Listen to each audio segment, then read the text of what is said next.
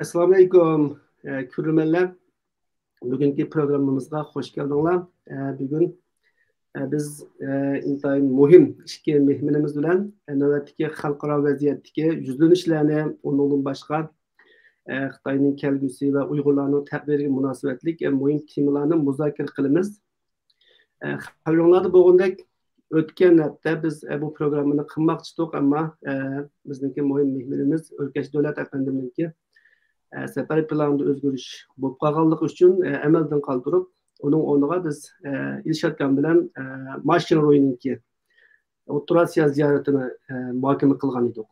Bugun bu har ikki mehmonimiz bizniki programmamizga qadam tashrif qildi. Ilshod akamni tanishtirib o'tmasam, bu chaqqicha bizniki davomli mehmonimiz bo'lg'achqa hammamizga tanish. Gerçi O'rkash mu hammamizga tanish, shundaqdimi qisqacha tanishtirib o'tishni muvofiq deb o'ylayman. O'rkash davlat Xitoyda 89-yili o'ttirg'i chiqqan o'quvchilar harakatiningki boshlamchi rahbarlaridan biri. Biz hikoyalarini anglab cho'ng'igan bir shaxs. Navbatda Tayvandagi parlamentning kishilik huquq komitetiningki bosh kotibi, shundaqla bizningki Uyg'ur tadqiqot markazimizning maslahatchisi. O'rkashga, Ilshodga ishkiringlar, xush keldinglar. Xush keldik. Va alaykum assalom, xush keldik. Rahmat. Programmamizga qatnashganlar uchun intayin xursandman. Bugungi programmaningki foydali, intayin mazmunli bir program bo'lishini umid qilaman. Biz navbatdagi xalqaro vaziyatni tahlil qiladigan bo'lg'achqa, oldi bilan shu o'tgan haftada dunyo siyosatida yuz bergan cho'ng masalalardan biri bo'lgan yoki o'zgarishlardan biri bo'lgan Makronning Xitoy ziyorati yoki Yevropadagi hukumat boshliqlarininki Beijingga olib borgan ziyoratidan temaga kirishni muvofiq deb qaradim. Balkim har ikkilaringlarninki shunga qarata qarashlaringlar bor. Xabarimiz bo'lgandek, Makron bu ayninki 5-silardan 8-silargacha Yevropa parlamentining boshlig'i Ursula mu yana bir Yevropaninki amaldori bilan birlikda Beijingda 3 kun ziyoratda bo'ldi. Orqadan Germaniyaning tashqi ishlar ministri Annalena Baerbock 13-silardan 15-silargacha yana Beijingda ziyoratda bo'ldi. Bu ziyorat jarayonida hamda bularninki xususan Uyg'ur masalasiga tutgan pozitsiyasi farqli bo'ldi. Bo'libmi Makron Uyg'urlar to'g'riliq hech bir masalani o'tirib qo'ymadi, ammo Germaniya tashqi ishlar ministri Uyg'urlar uchrayotgan dafsandichiliklarni, bostirishlarni alohida tilga oldi. Bu Yevropada bo'libmi Germaniya tashqi ishlar ministrininki shundoq bir masalani o'tirib qo'yishi tunji qatimliq bir ishlab qattiq xabar qilindi, g'ulg'ula qilindi. Oldi bilan O'rkashga shu o'zgarishlarga qarata sizningki qarashlaringizni bir anglasak, undan keyin Ilshod akamning qo'shimcha qildiganlari bo'lsa, shuni anglasak va shu shaklda boshlab ketsak. Rahmat Mahmud To'qtiyan. Salom Ilshod, birga bu programga kelgan shuna xo'shal keldik. Lekin sizning mening chaqirganimga rahmat. Avvaldan bu javob berishdan burun sizdan haminglardan apol so'ray. Mening Uyg'ur tilimning saviyasi tuvan. Men o'zim Beijingda tug'ilib, cho'ng'ilib, bir kun Uyg'urcha maktabga kirmagan, Uyg'urcha gapni asos qila oladigan saviyaga shu asosan o'ydilam. Ata-onam bilan gap qilish cho'ng'iganda mushunchalik lekin bu boshqa uydan chiqqan jamiyatda masalan Beijingda bo'lganki Uyg'urcha tilini so'zlaydigan ko'rsatma bo'lmadi. Shuningga bundaq bir muhim bir programga kirib, o'zimning tilimning saviyasini bundaq nachar bo'lish g'ada sizlardan avval apol so'ray. Javobinglar shunda, savolinglar shundaq muhim, buning to'g'ri menimde xili iliq javoblar bor, ammo bu javoblar inglizcha chiqib qolgan bo'lsa, u vaqtda Ilshod Mas'udlar yordam berasizlar. Menimce bu xalqaro siyasetga kelganda mushu aqımız qalğan 5-6 yılның içinde xeyli çoğ yeni yüz ko'rildi. Özgürlükler oldu. Şu çoğ özgürlük oldu. En muhim özgürlük nima desinler? Men şu 2019 yılı vaqtida Tiananmen voqeasining 30 yıl bo'lgan kunida men şu Amerikanınki parlamentga borgan. O Amerika parlamentga berib doklad bergan vaqtimda aldımdaki 40-50 dek şu parlament a'zosining oldida men shunaq degandim. Bu 30 yıllarning ichida 30 yil bo'libdir Tiananmen voqeadan hozirgacha. Bu 30 yilning ichida sizlarningki Xitoy hukumatga qarashgan siyosatinglar xato. 30 yildan burun men kelgandim. Mishada u vaqtida mudaqqilat bergandim. 30 yildan keyin qaytib kelib miyaga men sizlarga degandim-g'o degan gapni faqat bunda xushalliqda dalamidim. Ammo sizlarga degandim. Hozirgi yeni siyasetni, burun konu siyasetning xatoligini tunishtirib, ular o'qib o'zinglar tushunib, lekin buni yeni bir siyasetni tunishtirmasanglar bo'lmaydi degandim. U 2019 yil. Shu vaqtida şu sorunda şu sorun chairman şu nima şu sorunni boshqargan şu sorun riyosetchi nima dedim riyosetchi şu o kun şu bo'lgan şu Rubio umi bir odamdi şu uning so'zlaganda aniqlam bu bizning bugungi kunga kelib bu Xitoy hukumati kommunist hukumatninki haqiqat xarakterisini tushungin vaqtmi kep bo'ldi. Hozir tushundik. Bu Xitoy kommunist hukumatniki joy haqiqat xarakterisi evil degan shu shayton. Rezillikini. Mahiyeti rezil. Deganda shu 2019 yili. Şu vaqtidan boshlab mening qaraganimda Amerika bu davlat ki Xitoy siyosatini o'zgarish ko'rildi. Bu o'zgarish berganning bir necha sababi bor. Biri eng muhim bir sababisi Hong Kong. Hong Kongning bo'lgan Hong Konglik xalq botirliklar Hong Kong xalqining botirligi o'sha Hong Kong ko'chada bo'lgan ko'rsatgan shu bütün dünyanın oldida bir shahar burun bir erkin shahardi, erkin dünyanın bir shaharidi. Hozir oxirsida shu bütün dünyanın oldida ko'sinib turib shu kommunist akatda digidek bo'ldi. Shu ko'rinish, shu bo'lgan ish bu Amerikaga cho'ng bir muhim bir silkinish yeb keldi. Silkinish geldi. Doğru. Rahmet Elşan. Lekin yana shu boshqa yana bir sababi bizning Uyg'urlarning ko'rsatgan qurbonimiz. Bizning shu milliondan Uyg'urlar shu kampga solingan bu ish 21-asrda bu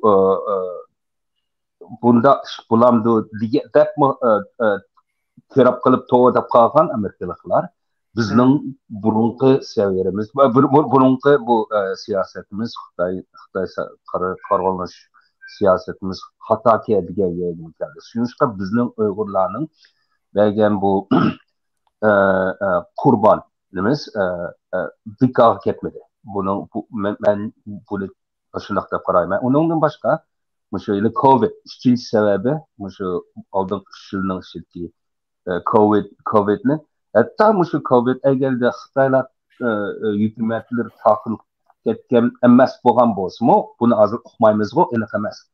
Ammo shu 3 yilning ichida bu kasal takıl ketgan 3 yilning ichida Xitoy hukumati o'zining haqiqat xarakterisini dunyoga ko'rsatib qoldi. Faqat masalan bu maskani respiratory Hushi Chilin demiş ona. Bes söyleş. Nefes söyleş. Nefes üskülleri. Medical equipment. Şuna dünya şunda kerek şuna nesne bu Xitaylar supply chain bu Xitaylarning qo'lida jimab turib bu öz shu the Chinese regime hold their supply chain as a hostage, as a leverage against the whole world. Nima? Xitoy hükümeti yana davalanish uskunlarini bo'libmi nafas olishga ishlatiladigan maska yana qatorliqlarni o'zininki dunyoni ta'minlash nemisidan alayligidan foydalanib ularni dunyodan to'sib oldi, setishni ma'ni qildi. Shuning bilan butun dunyo bu mahsulotlardan foydalanmadi va setib ololmadi.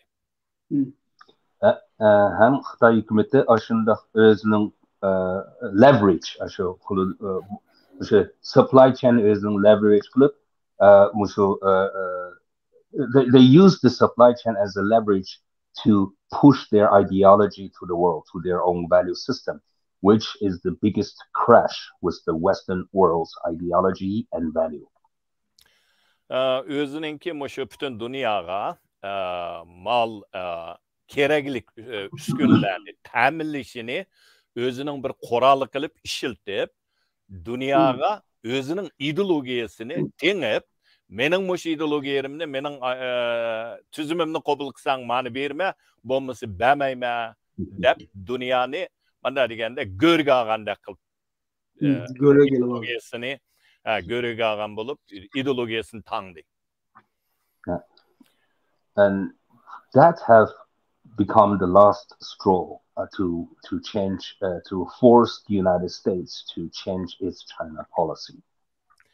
Bu bo'lsa oxirgi eng muhim sababning birisi Amerikaningki yoki G'arb dunyosining Xitoy qaratgan siyosatini o'zgartishdagi eng muhim halqiliq bir sabab.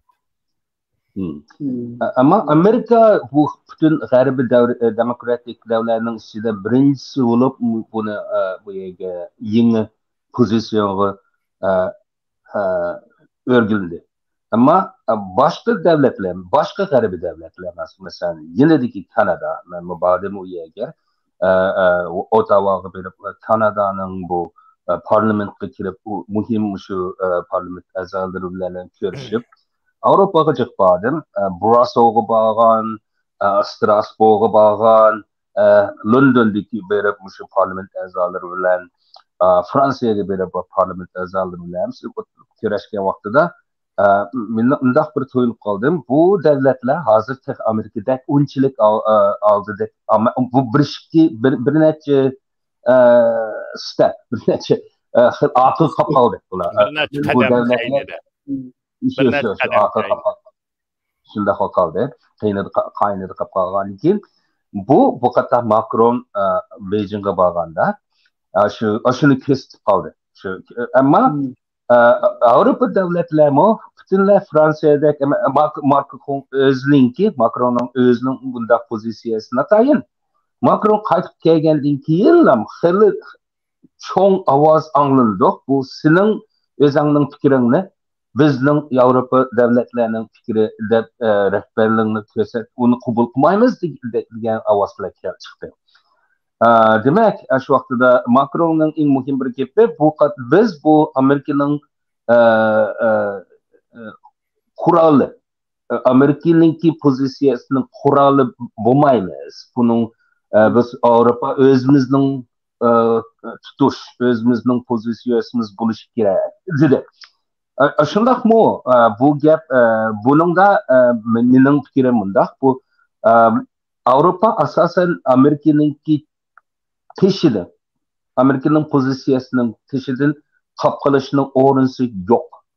Eğer de 30 yıldan burun, şu Amerika senior Bush president, şu vaxtıda ya Xitaylar şu Tiananmen'de mask okuyucular kırgan, o program bosmu bilen so kılımız diğer vaxtıda Aş vaqtida başqa Avropa devletlerine onundan o pozisyonun tışıdan o bir orun tapımız dep tapamagan. Amerika hazır halkara boyunca en muhim G'arbi demokratik devletinin içindeki en muhim bir başlığı. Eğer de Amerika bu yeni pozisyon, yeni rol yolunu tutmaz dese bir azrak akıl tapagan bosma Avrupa devletler, Avustralya mesela, Japonya bu demokratik devletler akıl çokum kirdi. Ama onun Macron bu kadar Beijing'e berip bu biz Amerika'nın kural olmayımız bu diyen bu diyen gaplar özü qaytib kirib özünün devletini kabul kılamadı. Şunuşka biz menimce biz bu yeni we need to see a clear picture for the foreseeable future that US will lead the Western democracies to confront with China. Let me say it again. The sacrifices of Uyghur people have become one of the most important reasons for this change to happen. Yüksel efendi. Kendinden aldığı ben tercüm kılay. En mühimi kayta tekrarlasam, Uygur milli kırgınçılığı bütün garip dünyasının ve Amerika'nın ki uygunuşuğa en mühim halkılık sebepinin biri. Kenarek bir nemini kösek, upkını körümüz desek, Amerika'nın siyaseti garip dünyasının siyasetinin yetekçisi bulup mağıdı. Bununla qarıqa vaqtida Fransiyanın yoki başqa davlatlarning bir ikki qadam keyinda qilishi bilan bu yo'linish o'zgarmaydi, yana davomli oldi qarab mangdi. Vay rahmat.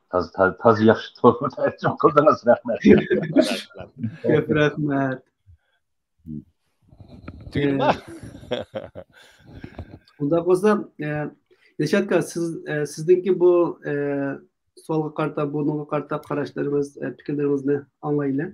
Bo'ldi. Endi qolganlarni o'rkash asosan g'arb dunyosining uyg'ongan bu hozirgi vaziyat to'g'riliq deb bo'ldi. Endi Fransiyanikiga kelganda men ozroq qo'shib qo'ysam, birinchi dunyo urushidimi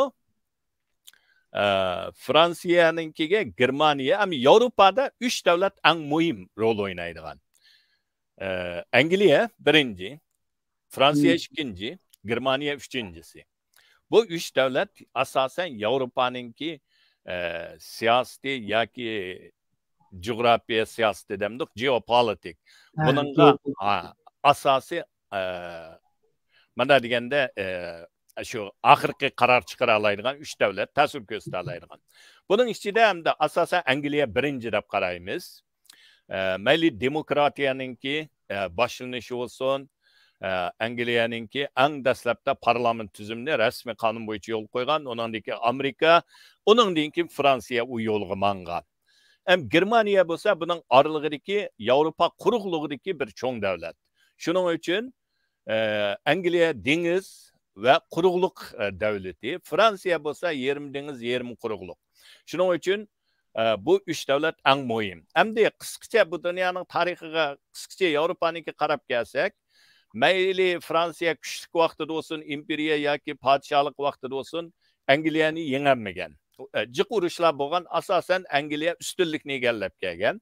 Birinchi dunyo urushidimi Nemisning birlashgandan keyingi Bismarckningki tirishchanligi bilan Germaniya birlikka kelib, Germaniya imperiyasi qurilib, birinchi dunyo urushi oxirisi Avstriya, Vengriyaninki sebebinden yani Sarajevo'da Balkan'da şu yerden partlap Germaniya nagi kelgan desa Parijga asasen bir 100 kilometre yıkılış bo'lgan. Eğer Angliya bo'lmagan bo'lsa, eng oxirisida Amerika birinchi dunyo urushiga aralashmagan bo'lsa, birinchi dunyo urushidimi birinchi taslim bo'ldigini meningcha Fransiya bo'ladi.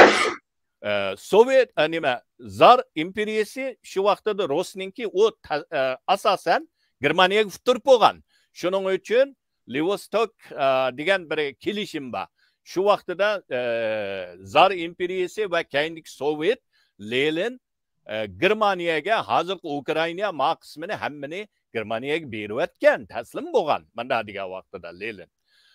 Shuning uchun qisqartib degan vaqtida Fransiya birinchi dunyo urushidimi asosan Amerika, Angliya qutuldirib qolgan. Ham ikkinchi dunyo urushiga kelsak, buni meningcha mening so'zlash tushuntirishimning hojati yo'q. Parij nemislarning qo'liga o'tib ketgan. Shuning bilan oxirisi Amerika mana degan vaqtida Parijni ozod qilgan. De Gaulle'ninki shu vaqtdagi Fransiyaning ikkinchi dunyo urushidagi azroq bu odam tushuntirish to'g'ri keldi. De Gaulle shu vaqtdagi Fransiyaninki qarshi, yana nemislar qarshi hukumatninki raisi bo'lgan, ammo u Londonda o'zining davlatini tattirib qo'ygan. Mening bilishimcha azroq tarixdan egallagan ma'lumotim bo'yicha BDT qurilgan vaqtida 5 davlatning birisiga Fransiyani kirgizmaslik to'g'risida Amerika degandek aktiv emas, Sovet qarshi, ammo Angliyaning Churchill chin turib olib Fransiyani 5ning birisiga, ya'ni bexatarlik konsulga Fransiyani kirgizgan. Daimiy a'zolikqa kirgizgan. Shuning uchun banda degan vaqtida Fransiya shu vaqtdan tartib o'zininki ikkinchi darajalik bir davlatning qatoriga kirib qolganligidan nayt bir xil o'kinish va bu o'kinishdan tug'ilgan bir xil o'zini odam o'zi ojiz bo'lgan vaqtida bütün vücudu bilan bizde Uygur'da başkalarının çapını bilan talaydigan, jugisi bilan talaydigan deydigan gapimiz var. Özüde narsa bo'lmagan vaqtida adam mark qo'g'laydigan bo'ldi. Markalik kiyimlarni kiyib o'zini isbotlash ehtiyoji. Kuchli davlatlarga o mark kerak emas. Shuningga o'xshash Fransiya birinchi dunyo urushi, ikkinchi dunyo urushidan keyin mushu xil ideyasi bir xil psixika deyli, buni ideya emas, psixika doim o'zini alayda ko'rsatishga tirishidi.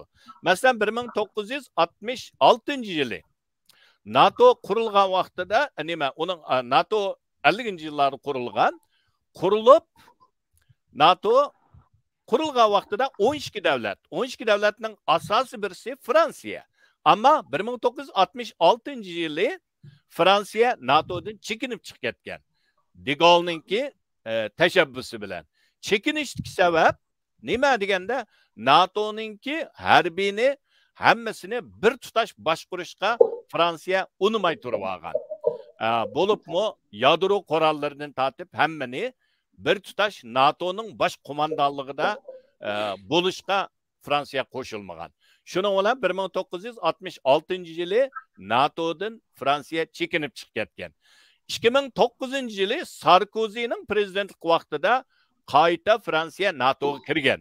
Ammo bu yerda chekinish bilan kirgan oraliqda Fransiya butunlay hamda g'arb dunyosidan ayrilib ketmagan.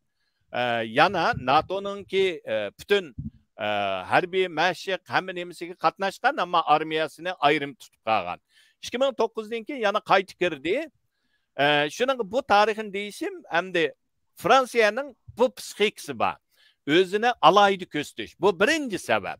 Ikkinchi sabab meningcha Fransiyaning budaqi bu Xitoyga berib bo'libmi Amerikaningki ideologiyasining yoki Amerikaning quroli bo'lmaymiz degan so'zdiki, yana bir narsa Amerikaningki saylimi yiqilishyapti.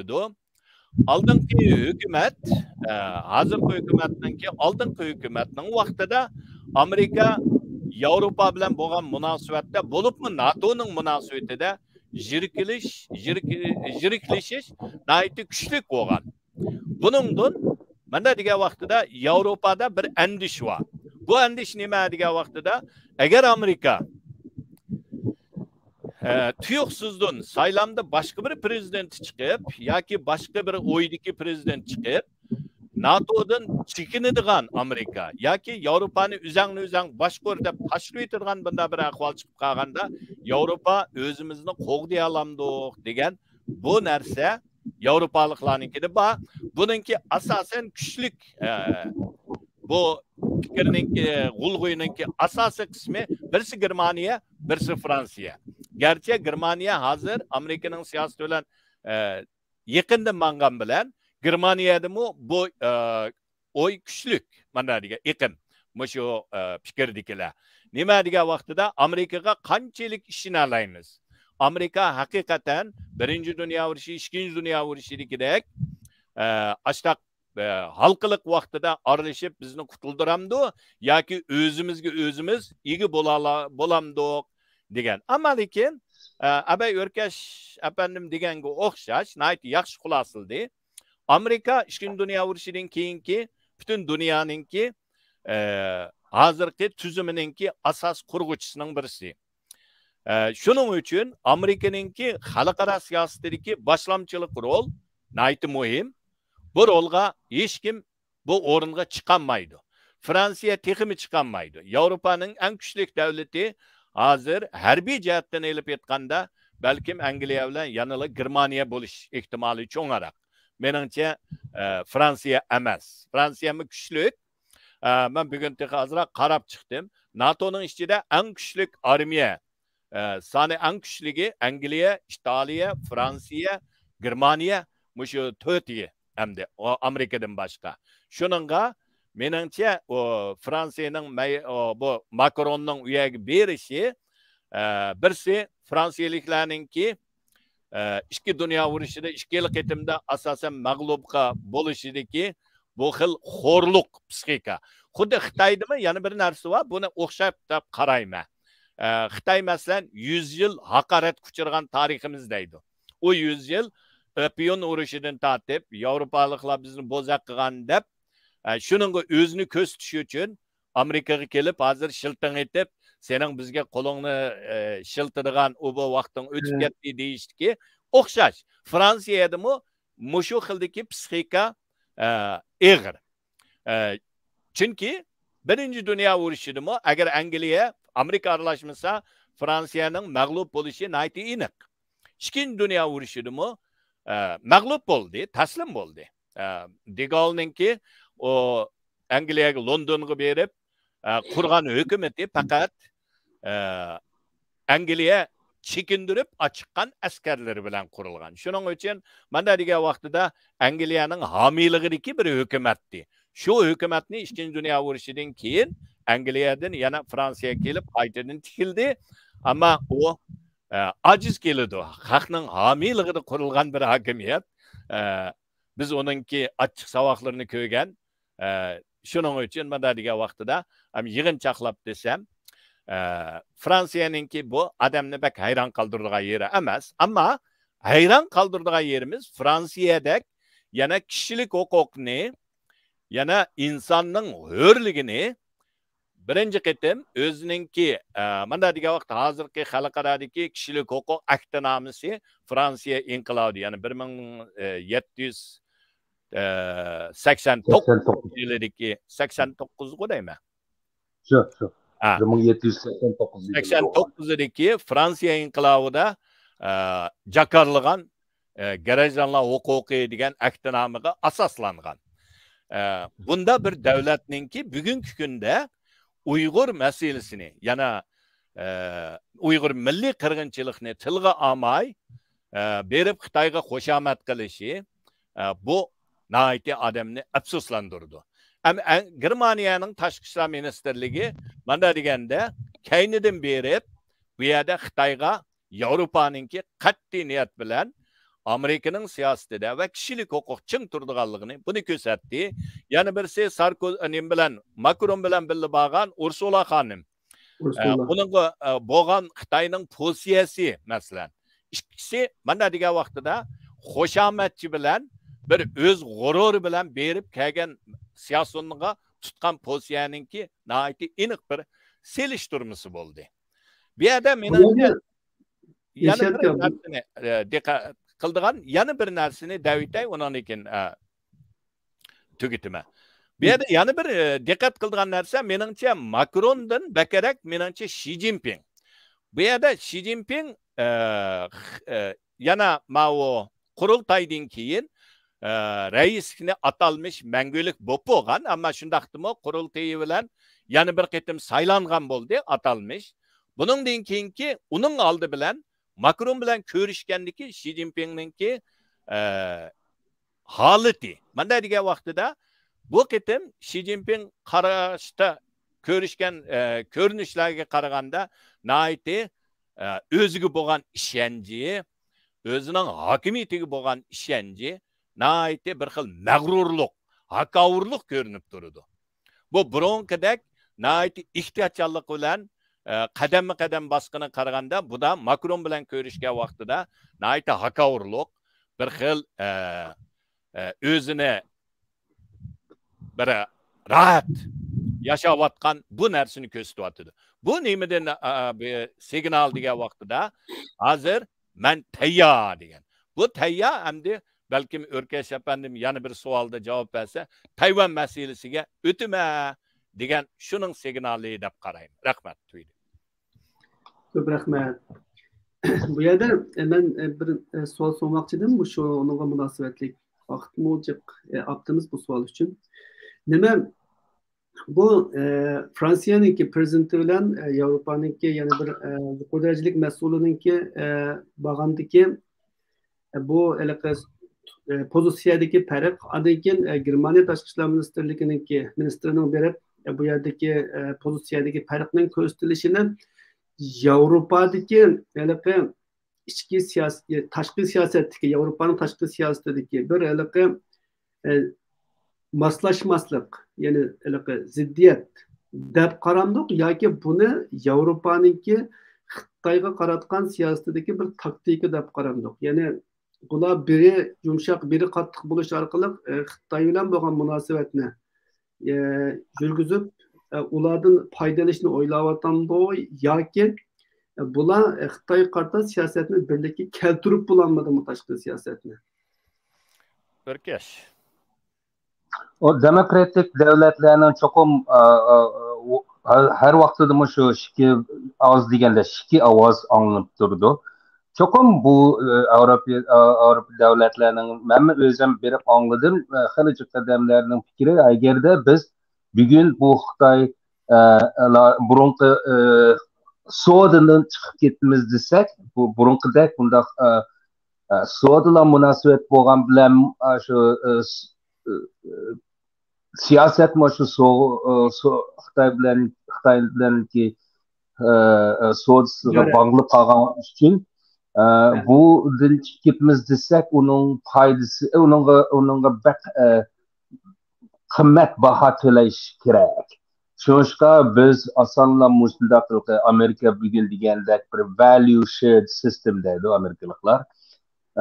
Bu demək şu confrontation Xitaylar bilan Xitay hökuməti bilan confrontation bolsaq confrontation to'qinish. Agar bu qalsaq bu bizga pek qimmat to'xtab qoladi degan ovoz bor. Ama ondaqda bundaq ovozni Amerika hükümeti mi bunu bizde tushunchilik bor deb javob berdi. Asta bu yeni pozitsiyasini bugunla muhacirla tunishtirimiz deganimiz yo'q. Amma asta bu dependency on China will end deb javob berdi President Biden. Dependency dedik. Yo'linib qelish. Yo'linib qelish. Bu Xitoyninki So'udidan yo'linib qilishdan asta o'zimiz orqaga tortimiz degan dedi. Bu Amerikaning pozitsiyasi, hatta o'zirmi Amerika davlat o'zmi shunday qilyapti. Cho'qim bu Avropa davlatlarda shunday ovoz bor. Cho'qim bo'ladi deb demokratik davlat degan devletler çok komaşnak buludu. Çok şiki az degende şiki xil yeni pozisyon, yeni siyasetini tunuşturmamız degen vaqtida qo'shillik yoki qarish şiki xil ovoz bo'lib turdi, qarishtirish bo'ladi. Ammo birinchi savolga degandek o'xshashi shu. Amerika bu g'arbiy demokratik davlatlarninki bu dünya tüzümüden Amerika'nın başlıklarından çıkıp hiç kim onundan aşırı çıkamaydı. Hem onun çeteden kapkılamaydı. Şoňşa meningçe şu kiler bir neçe ýyldyň içinde bu texim eniq bolady. İki xil awaz bolsamy, birisi çokum futup çıkalar, birisi çokum üstüge çıkıp kalalaydigany şu Xitay hükümeti, Xitay siyasetden burunqydek ýönelip appeasement has İlşad Efendi tercih ettirilmiş appeasement policy. Mehmet Tohte, ne deyimiz appeasement? Hoşametçilik. Hoşamet siyaseti. Burunqydek bunda hoşametçilik siyasetin çokum bu özgürlük yeni siyasetke çıkımız diyen jürek kep bulanmagan bolsamy bugün Amerikaga kep boldy. Avrupa devletler kep bulanmagan bolsamy kiler bir neçe ýyldyň içinde aşyny köz. Menimçe çokum dünya köreläýdi aşyny. Rahmet. Çok rahmet. Örkeşinki koçsam hamda menimçe örkeş asasan yakunlap boldy. Ama garip dünyasında hakikaten diplomatiya yolunu tosup atmaslik deydigan bu gözkaraş naiti güçlük. Şunun için bir taraf qattiq turuş, yana bir taraf yumşak turuş. Bu mu garip dünyasınınki burundan tatip ipirvatkan siyaseti hem de o oxşamas avaz, o demokratiyanın onu Örkeş efendim naiti yaxşı düşenliydi. Amerika'nın mesela Uygur kişilik hukukuda her ketim ötke vaxtıda köpünce vaqtlarda birlik avazda ama bir iki ketimde birden ikiden qarıştıqanlar mı ba? Ya vazgeçkenler mi ba? Şunun oxşaş hem de nima degan demokratiyada bu boludu tabii. Ama yana birisi diplomatiya yolunu butunlay to'sib atmaslik, munosabatni bir aqli uzib atsak, mana degan vaqtida bir fursatlar kelib qolgan vaqtida fursat yo'li to'xtab qoladi degandek. Masalan, yana birisi bular hazır mening farzimda garip dünyası Ukrayna urushini tizlin to'xtatishning yo'lini izlayapti. Bu yo'lning birisi Xitoyni bir amal qilib Roska berayotgan yordamidan to'xtatish. Bu to'xtatish uchun vaqtincha Xitoyga ba'zi yerlarda azroq yo'l qo'yib bo'lsa-mu, ma u urushni to'xtatib, tugitib, uningdan keyin Xitoyga o'tish. Ammo eng muhimi Örkeş davlat efendim nayt yaxshi xulosaldi. Xitoyga qarshi turish bu g'arb dunyosininki siyosatining asosiy yo'linishi. Bu yo'linishdan kaynida qolganlarmi, kaynida yetishib keladi. Aldida manganlarmi bu yo'linishdan chatnab ketmaydi. Shuningga bu asosiy. Rahmat tugdi. Ko'p rahmat. Yuqoridan sualga erishgan ayet yaxshi cevap berdinglar, ayet yaxshi yo'rtib berdinglar Yevropanınki Xitoy tutgan pozitsiyasini. Endi biz sualni Amerika Tayvan o'rtasidagi munosabatga borsak, yaqinda Tayvan prezidenti Tsai Ing-wen Amerikani ziyorat qildi. Ziyorat jarayonida Amerikaningki parlament boshlig'i McCarthy bilan ko'rishdi. Undan keyin Amerikaningki bir qism tadqiqot o'rinlaridan yoki jamiyatlardan yuqori darajali mukofotlarni oldi. Demokratiyani ilgari surish mukofoti deganga o'xshash. Bundan keyin Xitoy bunga inkos qaytarib Tayvanni qo'riqlab 3 kun manevr elib bordi. Bu manevrninki ko'lami cho'ng bo'ldi ham hayvasimi cho'ng bo'ldi. Endi bu Amerika Tayvan munosabati haqiqatan mushtaq kuchaygan vaqtda yoki kuchayishga qarab mangan vaqtda Xitoy bunga og'zaki norozilik bildiribli qolmasdan shundoq harbiy manevrlarni o'tkazish orqali o'zining kuchini ko'rsatib keldi. Bu qatimqi manevrninki ta'siri Tayvanga nisbatan, Amerikaga nisbatan qandoq bo'ladi? Bu Amerikaga, Tayvanga qandoq uchirtildi? Mushto'g'irlik Örkeş'e aldı bilen sizniki qarashlaringizni bir almasak. Vay rahmet. Avval sizlerden bir apostoray bu telefondan sizlerge qatnaşqandım bu programga. Bu telefonun çok taşqap kendi az qapqap qalgan keyin ben bu suratni to'xtatib etdim. Bika söz turgan vaqtda üzülüp ketmesin de. Şunçta bunun avval apostoray. Lekin şu avazım bilen katlaşılan oldu mu? Hazırda başlap. Buldu. Bu pek yaxşı. Rahmet. Topu çatıdan bu şarayit boz topu çatıvası buldu. Şunda kılavatım. Rahmet. Bu Tayvan Xitaylarning xalq armiyasi bu manevrlarni qilgan, bu Tayvanninki mustaqil bo'lish shularga ko'stimiz degan shu nomida qilyapti. Ammo bu Tayvanni ozod qilamiz deb yurganlar 70 yildan uzoq bo'lib qoldi. Tayvan xalqmi bu Xitoylarning bundaq qo'rqmishdimi odatlikmi qoldi. Lekin Tayvanning demokratiya erkinlik bu jamiyati o'zimizning kurashimizdan olgan qo'limizga Tayvanliklarcha. So'shqa bak taxnildi o'zimizningki bugungi demokratik bo'lgan bir davlatimizga bak taxnilimiz. Ham asosan Tayvanliklar bu agarda hech qaysi odam bo'lsa qo'limizdan bizning erkinligimizni erkitimiz desa uningga cho'qim kurash qilib we will defend ourselves to the end degan buni qanday bir tarjima qilasiz shunda. Oxirgacha erishimiz haq huquqimizni qo'g'dash uchun erkinlik oxirgacha erishimiz. Bu Tayvan 23,5 milyon xalqning asosan agarda %100 desak 90% xalqlarning ideyasida bor bundaq bir jur'atlik.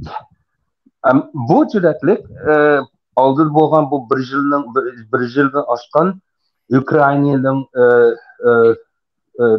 şeyde bo'lgan bu so'qashlardanmi ko'rdik bu Ukraina xalqlarmi shu o'zimizning davlatimizni azon linki bu erkinligimizni hech qaysi akitimiz desa uning oxirigacha so'qishimiz degan ro'yini bu dunyomi ko'rdi, bizmi ko'rdik, Tayvanliklarni ko'rdik. Men Tayvanga kelganda 26 yildan o'shibdi. Men bu o'zimning davlatimning deb qarayman, ham shunda faxrlayman. Bu meni olgan davlatimiz. Menimcha bu Xi Jinping cho'qim shu Ukrainaninki so'qishni qarab turyapti. Dunyo xalqmi bir dars oldi buni bu bir yildan bo'lgan bu urushning ustidan. Eng muhim darsi nima desak, agarda o'sha vaqtida xalqaro Putinga bir to'g'ri ideyani kirgizgan bo'lgan bo'lsa, bu urush bo'lmaydi. Ammo o'sha vaqtida xalqaro Putinga bergan message bu message nima bo'ldi desak, shu Putin o'yladi-da, men agar shu urushni boshlasam bu yengib chiqa olaman, xalqaro dunyomi hech nima qilmaydi, hech nima qilmaydi. Jihozda jazolar yoki sanction ya condemnation shu bular bu yana biz cho'ng davlat bo'lgandan keyin kichik davlatni hujum qilib olalaymiz deb o'ylab bu xato bo'ldi. Putinga xato, butun dunyoga xato bir yangi dars bo'ldi-da. Bu agarda bu bir xalq o'zining if the people of a country is determined to defend themselves, it's not that easy to conquer a free country. Agar bir xalq o'zining erkinligini oxirgi bir temim qong'ich qo'g'daymiz desa, o davlatni bo'ysundirish mumkinchiligi asosan yo'q. To'g'ri, rahmat. Tayvan shundoq o'rinda ham dunyomi ko'rib, unda bugundan boshlab biz Xi Jinpingga to'g'ri bir fikr ham messajni berishimiz kerak. Xuddi shu o'xshash Putinga economic sanction bilan condemnation bilan yo'l berilgandek yo'l bermaymiz. Agarda Xi Jinping mu aşı Putin'le uygunmen de bu Tayvan'ı ucun kısa bunun yol fakat çokum vermemiz diyen fikirlerini illik hazır şundak illik Xi Jinping anlatıvatıdı. Bu menimce muşu bir nece factor Tayvanlıklarının özlüğü self-determined of defense. Yani bu dünya boyunca bu bundakta makul da asam makul dememiz diyen bundak avazlar Xi Jinping'in kulakka kirgen bolsa mening bu özümning bu şahsi Komünist Parti bilen kurash qilgan 30 necha yilning özümning bir experience desem bu Komünist Parti bu Xi Jinping mo jiqtaydi we will regenerate great rejuvenation of China degan bir campaign. Great rejuvenation of Xitayni China qayta degan. güllendirish. Qaytadan qayta gullanish. Shunda degani bu gepi ular o'zining ideyasi deb tushunmaydi. Uning ideyasi emas. Uning rost ko'nglida o'ylagan ideya emas. Bu propaganda.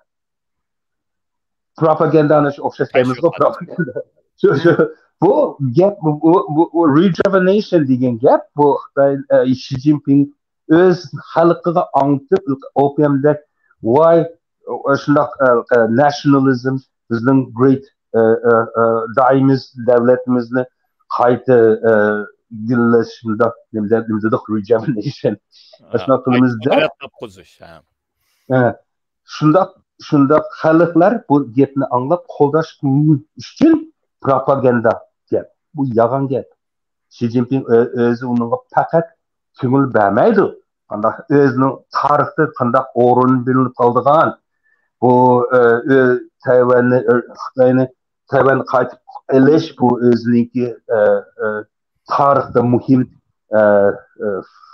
majbur bir task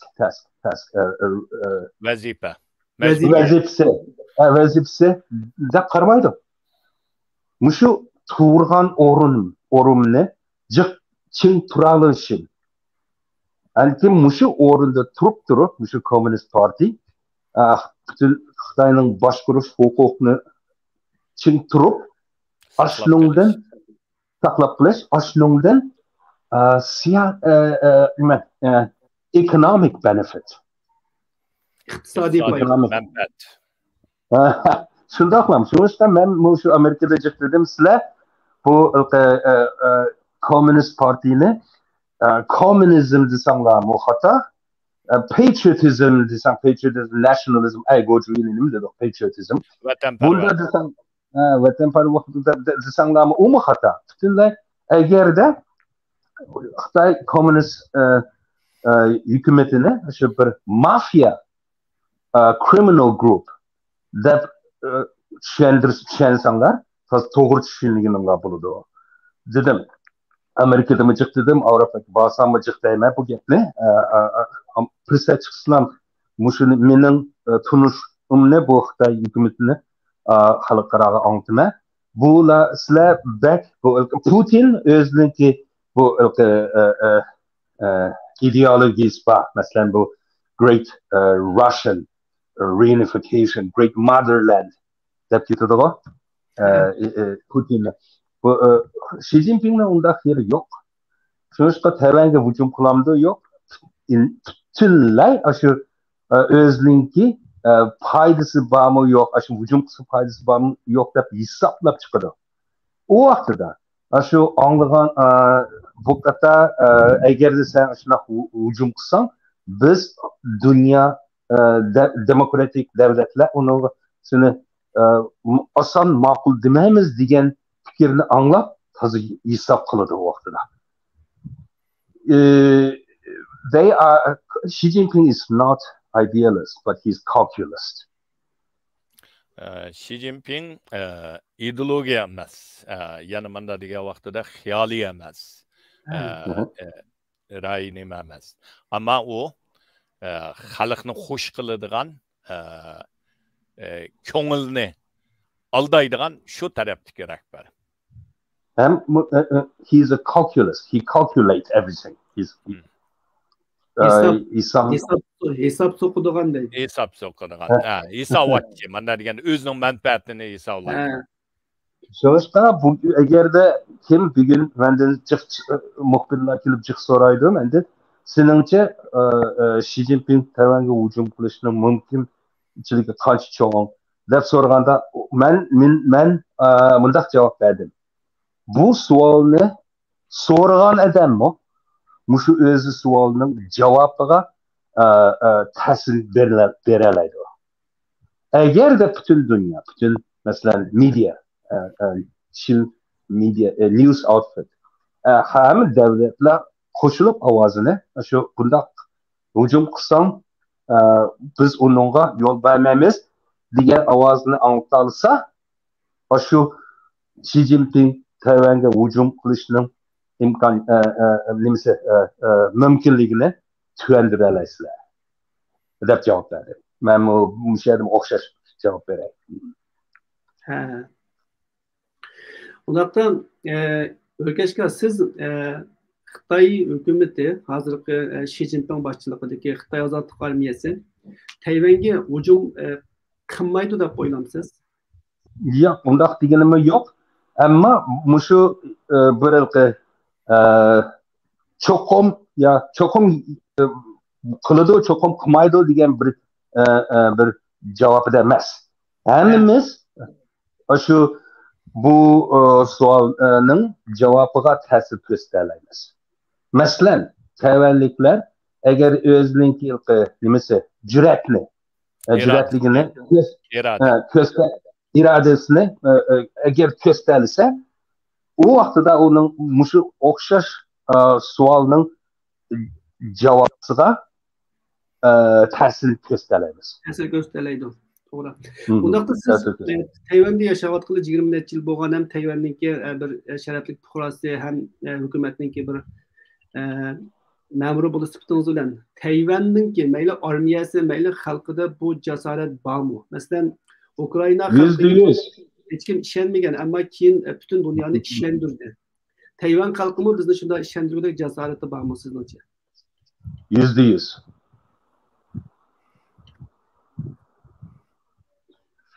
Elbette var.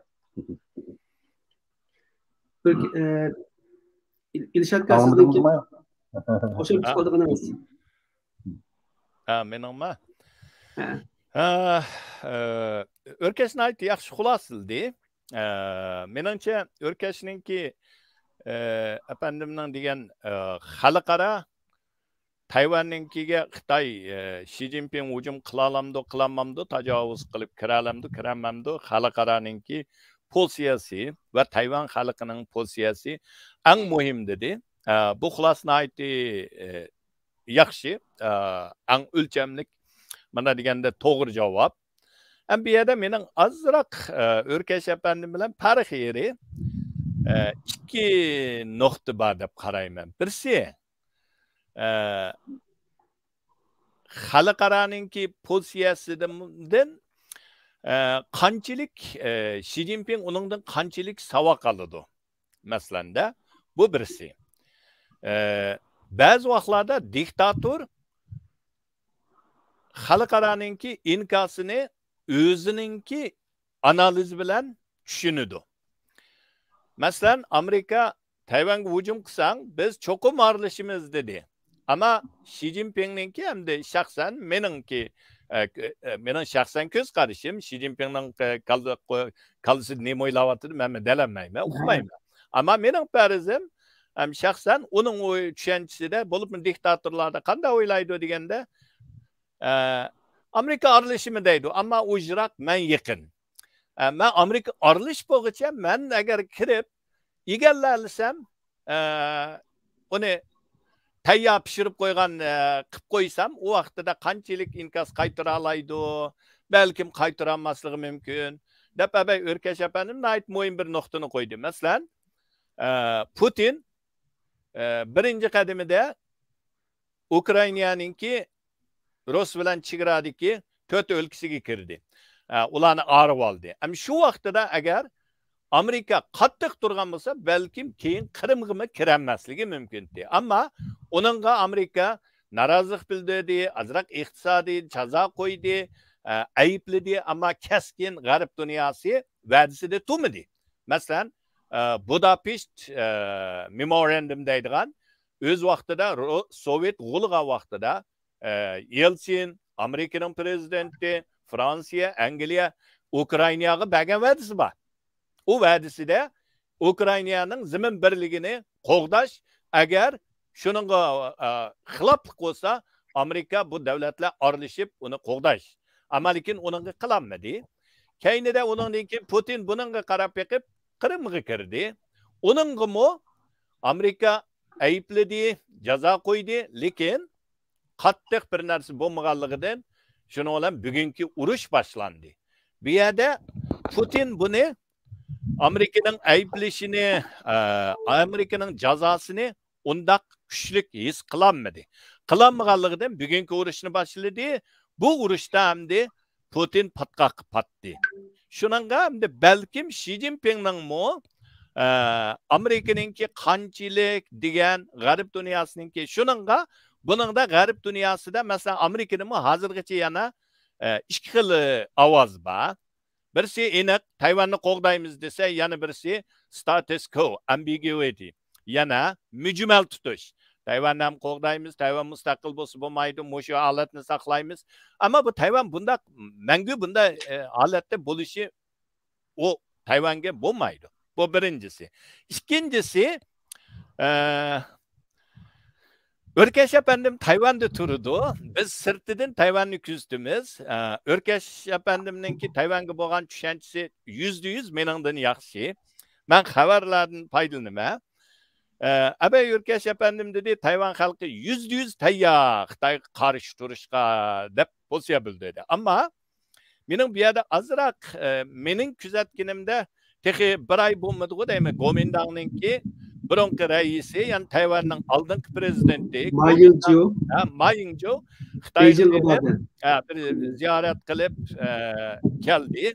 Yana Tayvan mudofaa ministerligining bir necha harbiy amaldorlari pensiyaga chiqqanlarning ichida menga bak ta'sir qilgani esimda bor. Bir ish gapning oldida birisi Xitoyning aeroplani Tayvanning ustida uchgan bo'lsa o'zining ziminida degan bir gapni qilib edi. Men hang-tang qoldim.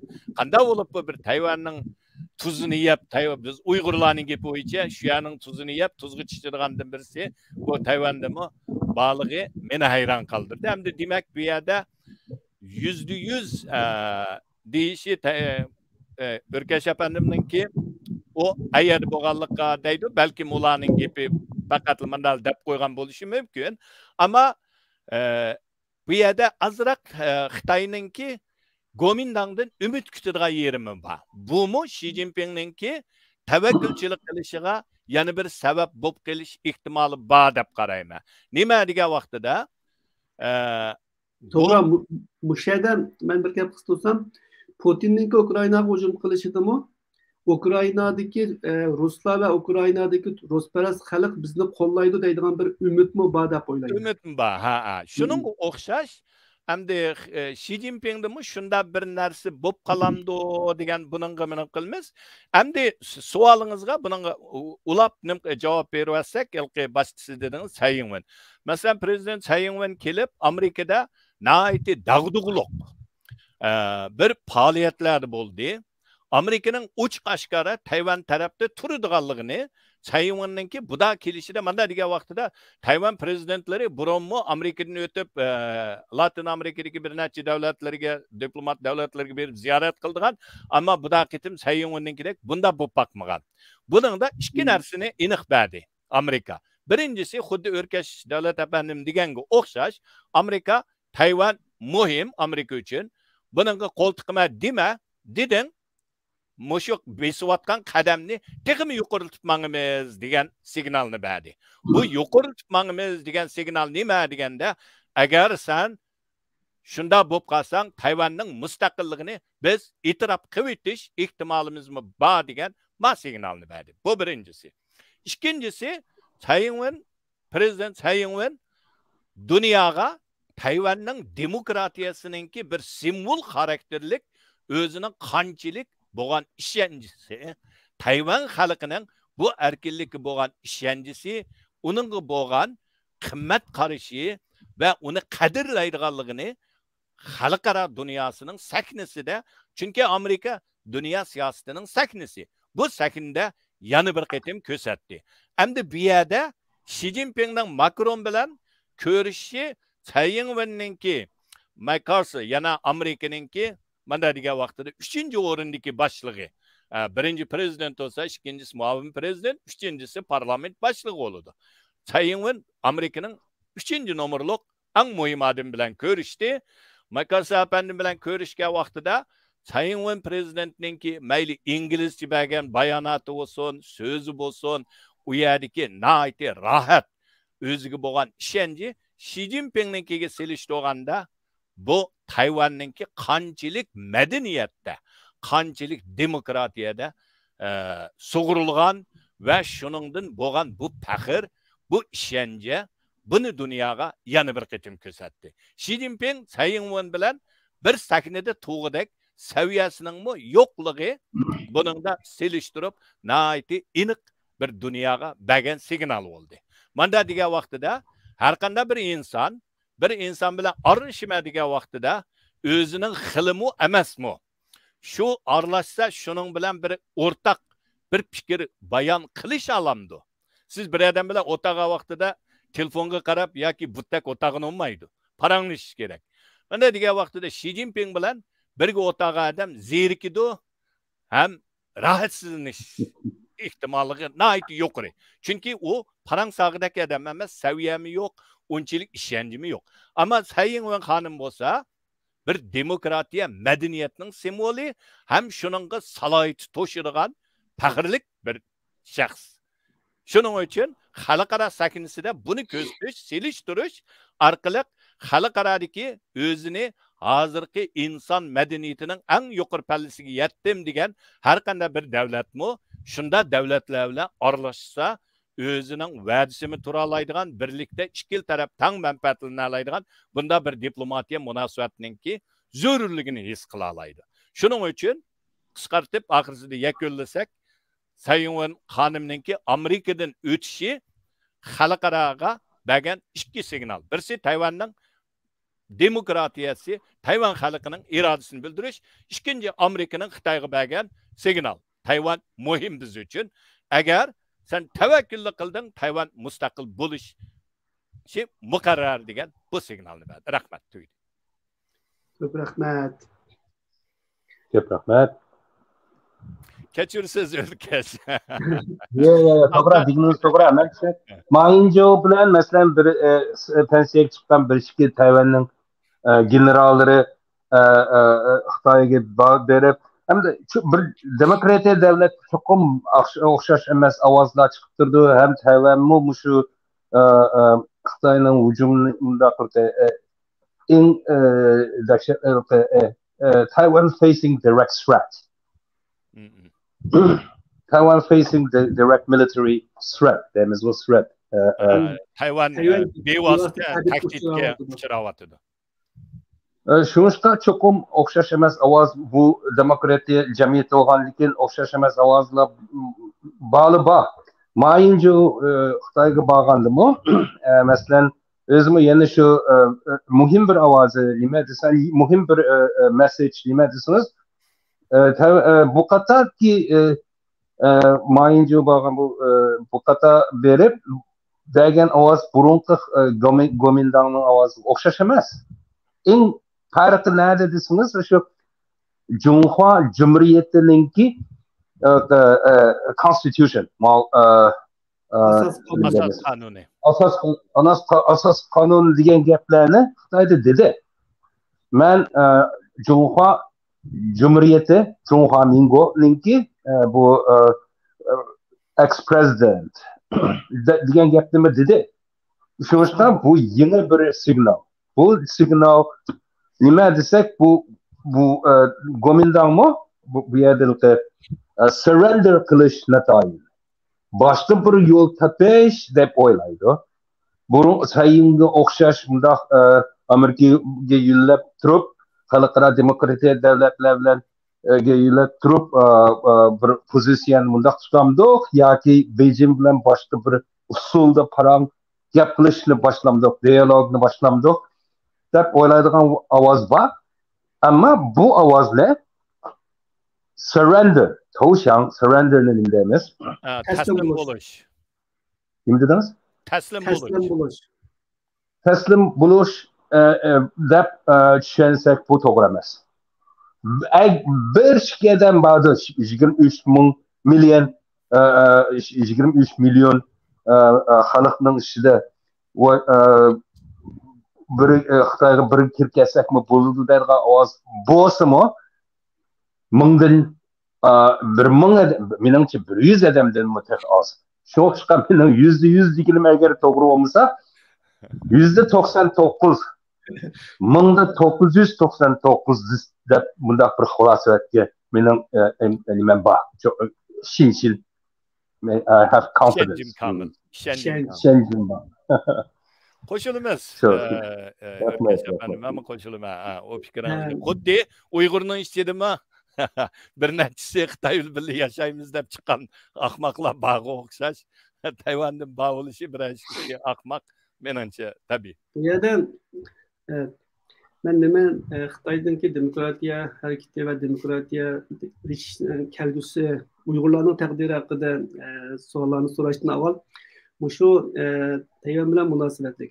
Uyg'urlarda shundoq xil ko'p kishilarda shundoq bir umid bor yoki shundoq bir faraz bor. Ya'ni Xitoy bilan Tayvan urushib qolsa, Amerika mudohala qilib aralashsa, shuning bilan oxirida Xitoy mag'lub bo'lsa yoki urush bilan vayron bo'lsa, Uyg'urlarga bir chiqish yo'li kelarmi? Bir deydigan bir umid yoki undaq mumkinlikmi bor? Menimcha undaq mumkinlikmi bormi bor? Agar bugun xilichi qadamlar deydi odatdagi hozir agar Xitoy Tayvanni hujum qilsa, bu hamishdan bu ahvol nima bo'ladi? It solve all the problem. Degan gapga agar hujum qilsa, hamishda oxirisi to'g'ri yo'l topalaydi.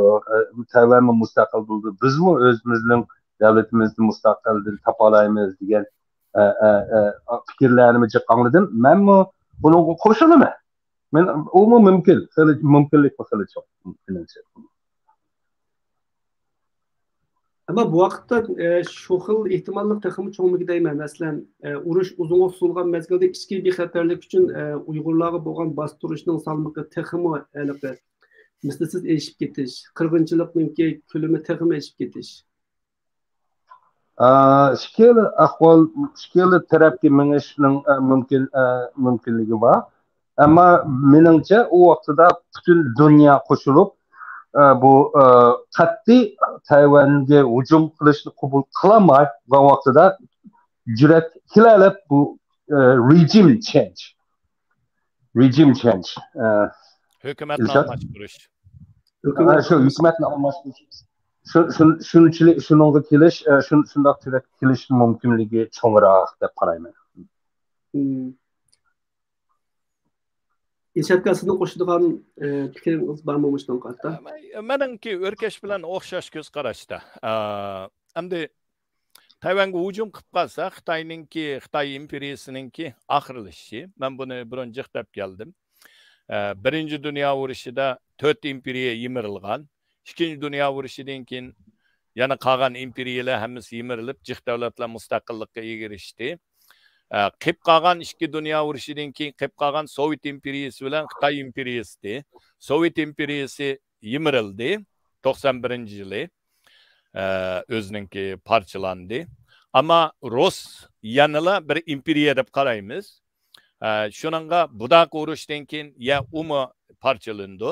Shuning Xitoy imperiyasi hamda oxirgi qilib qolgan bir imperiya. Agar urush bo'lsa, %100 abay o'rkash davlat apandim İngilizce tushuntiryapti. Koni tarixdan qilib qolgan hamma masalalar bir hal bo'ladi. Shuningga buningda chataq yo'q. Ikkinchi savolingizga qisqa desam, agar shunda bir urush bo'lib qolsa, biz Uyg'urlar cho'ng badal to'laymiz. Chunki men qayta jiq takrorladim. 2010-yili Tayvan Xitoyninki harbiy olimi degan Daishu degan Xitoy hozirmi yana harbiy tadqiqotida ishlaydi, harbiy. 2010-yil Shanxay chet el tili institutida qilgan so'zida agar Amerika bilan Xitoy to'qinish bo'lib qolsa, kelgusida Amerika bir kechada 40 mingdan 50 minggacha Uyg'urni qurollantirib bizga soladi degan. Shuningki shu ko'rsatgan shundaq Xitoy tadqiqotchilarininki natijasida bugun biz milliy qirg'inchilikqa duch keldik. Hamda unda bir urush bo'lib qolsa, Xitoyning qo'lida Bingtuan bo'lsin, armiya bo'lsin, hammasining qo'lida qurol, yaraq, iqtisod, tashkilot hammasi Xitoyning qo'lida. Qirg'inchilik bo'lamdi, bo'ladi. Xuddi Yugoslaviyaninki, Kosovo, yana birisi nemati, Sarayevoninki. Mustaqil bo'lgan. Bosniya. Bosniyaning mustaqil bo'lishining oldida nayti cho'ng milliy qirg'inchilik uchurdi. Bizmi shuningga o'xshash baribir milliy qirg'inchilikda biz. Yana bu milliy qirg'inchilik texmi kengayishi mumkin, ammo shu hozirmi to'layotgan shu badal yana baribir to'laydi ekanmiz. Unda bir fursat kelsa, balkim qon badal texmi eg'ir bo'ladi. Hammamizning beshiga kelgan bugungi kun balkim boshqacha yana fojialik bilan keladi, ammo kelgusi avlodlarimiz bizga o'xshash bu qaqshaydigan bu kunda tuqunimkini, dadamkini, anamkini. Örkeş efendim hazır belkim qancha yıl oldu vatandan ayrılgını. Ata-onasininki hech qanday uçuru yok. Mening 2016'dan bu yoqqa uçuru yok. Qolganlarimizning hammamizning shuning o'xshash hikoyasi bor. Bu hikoyani keyingi avlodlarga qo'yib qo'yish bu bo'lmaydi deb qarayman men. Shuning uchun qanchalik badal to'lasak, shu badalga kelgusi avlodlarimiz hurlik chiqarsa men tayyor. Rahmat. Men onunga qo'shilaman. Rahmat. Ko'p rahmat. Undaqdan Mehmet vaqtimizmi 1 soatni eshibdi. So'raydigan qilajak savollar bordi. Men bir savol qiliblar. Azaytishga tirişay. Örkeşkamdan soru olay sualını şu münasebette. Siz Xitoyninki Örkeşkasiz Xitoyninki şu demokratiya sahasida uzundan bu yan kurash qilib kelgan Tiananmen o'quvchilar harakatininki doiralaridan biri. Bu sifatingiz bilan Xitoy demokratiya harakatiga qanday baho berasiz? Oxirsida bu bütün dünyada birlam şu komünist devlet kaldı. Komünist ama North Korea muşundaq bu ama meni deganim bir ahir qolgan bir imperiya şu Xitoy imperial country. Bu hozir komünist deb qara o'zini shuning nomisida. Bu imperial devlet Xitoy imperiyasi cho'qim parchalandi. Bir kun bo'lmasa bir kun. Qachon parchalsimi demokratiya hareket öyle tayyor u vaqtida. 30 necha yil bo'libdi bu o'zimiz bu bayroq demokratiya degan bayroqni tutib kurash qilgani.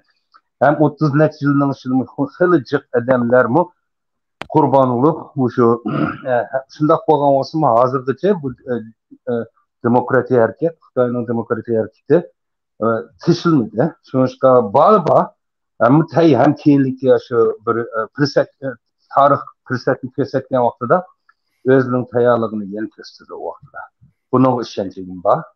Ham Xitoy demokratiya bo'lgan kuni bizning mustaqil so'rash bu huquqimizni u vaqtida qo'limiz olamiz. O'sha vaqtida men g'arb davlatlarda dedim bugun bu kunlarda bu agarda masalan bu Quebec degan Kanadaning bir avrasi o'zining mustaqilligini so'rash huquq bo'lgan bo'lsa, masalan bu Scotland Angliyadan chiqib ketimiz degan bu huquqni qabul qilamiz desak, Xitoyning ichida Uyg'urlar bu yil 5 yilni o'tkazgan bunda Uyg'ur millat mustaqilni so'rashning huquqi u texmi iliq. Çokum bu huquqimizni qo'llashinglar kerak. deb chiq bu bir necha yilning ichida men bundoq ovozni chiq anlatyapman. Shu huquqimiz. Agarda bir kun Uyg'ur millat qo'limizga shu huquqni ola olsak, Jungo Xitoy demokratiya bo'lishi kerak deb qarayman. Shuning uchun menmi o'zimning shu Jungo demokratiya harakatining ichidagi rolimni muhim deb qarayman. Hatto o'zimiz biz Uyg'urlarga muhim deb qarayman. Shunchalik bir kun demokratiya bir kun Jungoga qolar bu vaqtida biz Uyg'urlarning mustaqil bo'lishning huquqimiz bilan ham o'zimizmi bir demokratiya erkinlik davlatda u kunmi kelar deb qarayman. Demek sizce şu nöbetdeki Xitoyninki demokratiya hareketi demeli chet elde olsun veya Xitoyda uyuşturulan faaliyet kılayotganlar olsun. Bularda nöbet kelganda Xitoyni demokratik bir tertipga soqqudak kirgizgudek mushtar bir iqtidor ko'lam bor deb qaramsiz? Albatta. Undaqda bu nurg'un Uyg'urlardan shu Xitoy demokratiya hareketiga bo'lgan bir xil salbiy qarash bor. Qaysi jihatdan desa, yana bular baribir Xitoy millatchilari. Ayni vaqtda Xitoy Kompartiyasimi, Xitoy Kuomintang partiyasimi Uyg'urlarga va'da berib, keyin amal qilmagan. Shu bularmi yana o'xshash amal qilmaydi deydigan va demokratik Xitoylar bilan bo'lgan munosabatda cho'qim qizil chiziqlarni sizish va orliqni yiroq tutib bir qarash bor. Siz Xitoy demokratiya hareketidan chiqqan Xitoy o'quvchilarga yetakchilik qilib, Tiananmen voqeasini boshlamchilik qilgan biri bo'lib sifatingiz bilan, ham bir Uyg'ur prezidenti bo'lib sifatingiz bilan bu xil masalalarni qanday bir taraf qilish kerak deb qaraysiz? Bu tushunchalik. Bizning Uyg'urlarning bunda tarixlarda xilichi bo'linib qolgan bir millat bo'lganligi, buni cho'qim bunda fikrini yaxshi tushunaman. Ammo yana oxirsida bizning o'zimizning self determination nima deymiz? Shu o'z belgilash. O'z taqdirini o'z belgilash. O'z taqdirini o'z belgilash bu bir huquqni yana shu ulardan olamizg'o. Shu millatdan olamizg'o. Olamiz, to'g'ri. Deganim shu bermaydi. Belgisi yo'q bo'lsin. Masalan, ammo qaysi sharoitda olalaydigan mumkinligimiz eng cho'ng desak, yana shu demokrasiya. Agarda Jungo demokratik davlat bo'lgan vaqtida biz shu huquqni qo'limizga olalaydigan fursat cho'ngroq. Shuningcha boshqadan beradi deganimiz yo'q. Hech qachon bular beradi deganimiz yo'q. Jungoni demokratik bir davlat kurash bilan agarda qo'limizga keltira olsak, u vaqtida Uyg'urlarimiz o'zimizningki shu self determination huquqimizni olalaydigan mumkinligi cho'ngroq. Shundan deyman. Ko'p rahmat. Undaqda bugun vaqt e'tibori bilan bu yerda oxirlashtiraylik. Ilshatga sizning qo'shimcha qiladigan gaplaringiz bo'lsa, oxirgi so'zni bersam. Bo'ldi. Men avval chiqib mening boshqa bir yig'inim bor, kechiringlar. Ko'p rahmat. Oxirlashtirishga majbur bo'ldik. Ko'p rahmat O'rkashga qatnashganingiz uchun. Yana taklif qilamiz inshaalloh. Ma'qul. Rahmat O'rkash. Xudoyim omon. Qisqa qo'shib desam, O'rkash bo'lgan bo'lsa texmi yaxshi bo'ladi. Endi maz nimani almashtirib deyman. Siz gap qo'yavering. Shaxsan Xitoy demokratiya bu bir harakat. Harakat deganim Xitoyni demokratiyalashtirish bu bir harakat. Bu harakat boshlangani Xitoyda agar biz 1911-yildagi Manchingni ag'dirgandan boshlandi desak, Xitoyda shu vaqtida demokratiya qonunimi bo'lib baqqan. Shu vaqtdan boshlandi desak, 100 yildan eshib 200 yil bo'lay dedi. Banda deganda. Bu bir harakat. Harakat bo'lganiki bu taraqqiy qilib mangdi. Taraqqiy qilib mangdi deganimiz birinci avlat, ikinci avlat, avlat bu yengilnip mağıdı.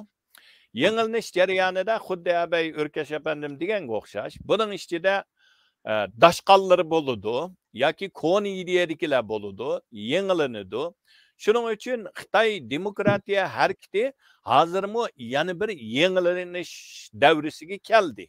Bu yengilinish degani Şu Xitayning 80-yillarningki oxiri 90-yillarda boshlangan bu demokratiya harakati 80-yillardan boshlangan 89 bilan bu bir chekit qo'yildi desak, bu davrdagi Xitoy demokratlarning ichida ba'zilari shallandi. Masalan, bir necha yilning oldinda Xitoyga berib kelayotganlari bor.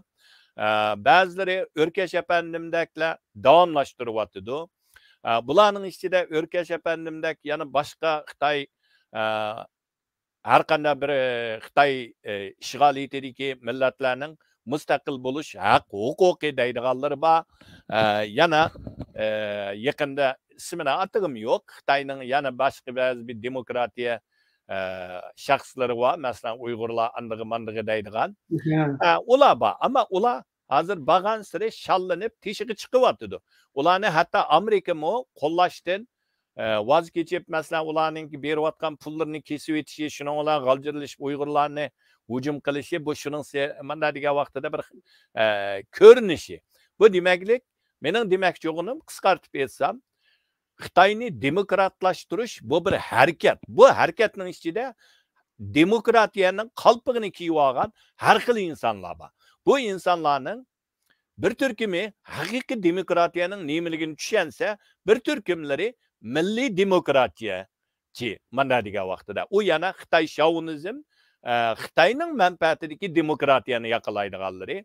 Ammo dunyoning taraqqiyotiga ergishib, xuddi demokratiyami mukammallanib manganga o'xshash, insonning ongimi o'zgarib mangidi. Shuning uchun Xitoyni demokratlashtirish bu kuchmi o'zgaryapti, yengilyapti. Shuningga hamda buningdan butunlay tashlab etish meningcha bu to'g'ri emas. O'rkash apandim deganga o'xshash.